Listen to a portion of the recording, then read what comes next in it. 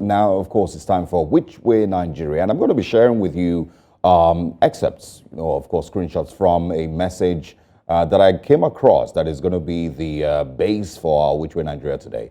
It's from a guy called Osarogie Ogbonmwan, and it says here, I supported the APC, but I can't deny the party ruined the economy. There's nothing to debate. The picture is now clear. The economy is in shambles. This country that had an economic recovery and growth program in 2016, that planned total import substitution of rice and grains by 2020, is now accepting handouts of wheat from war-torn Ukraine. I still don't like the PDP, he goes on to say. And of course,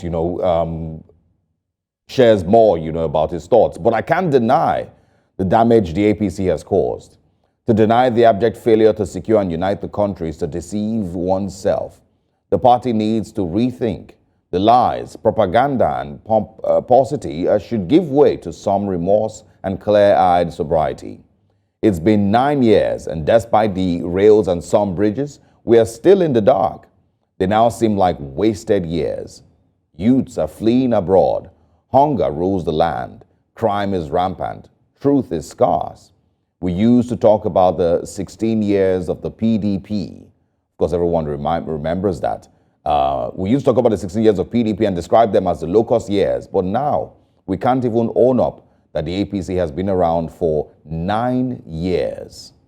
This country needs fundamental changes. We should not forget self-indulgent motor park banter and gutter snipping.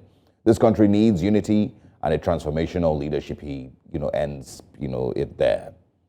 And of course, that becomes the basis for Which Way Nigeria today. And it felt like a teachable moment, after reading that, to say that it's not unpatriotic to accept and say it out loud that your political party, or whichever political party, the APC government in question currently, ruined Nigeria's economy.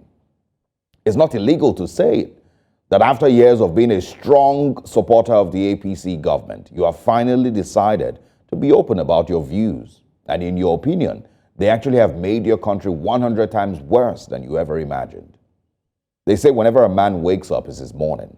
So if after 9 years of being asleep, a person finally opens their eyes, he stretches, yawns, and gets out of bed, it's okay to say good morning to him or her. Now, the reason this is important is because we unfortunately have found ourselves in a place where Nigerians have taken allegiance to political parties like it's a cult. And no matter how disgraceful that party is, the cult allegiance makes it so hard for people to remember that it's their nation that is suffering the failures of that party, nobody else. And that no matter how loyal you are to a political party, you are the one who will suffer the consequences of the party's actions, not the politicians, not those currently, of course, who are sharing 500 million naira like we heard in the Senate, not those who are accusing each other of adding 3.7 trillion naira to the budget, not those in power. Those people would almost never lose their positions for failure. But you, on the other hand, will bear the consequences of their failure. There's no Egbon that you are loyal to who will save you entirely from the consequences of not speaking truth to his political party. Your loyalty should always be to your family, yourself, and to your country, not to some politician or to some political party, so that you will always be honorable enough to tell them when they get it wrong. And so again, I say to all of those who are still, they still act like they took a blood oath with some political party. It's actually okay, and it's not illegal, it's not unpatriotic to say it with your chest that my party failed, and failed woefully. And they're the reason I'm suffering today along with the other 200 million people. You're not a slave. You're a human being with rights and a vote and a voice.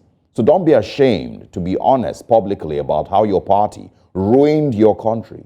Don't fear that you may have, maybe an epileptic seizure and collapse. If you say the truth, that the party that you support and you maybe supported and maybe still support rather, ruined your country and ruined the future that you thought you had. Thousands of businesses have closed down. Families are hungry. Companies are struggling to stay afloat. Many have shut down.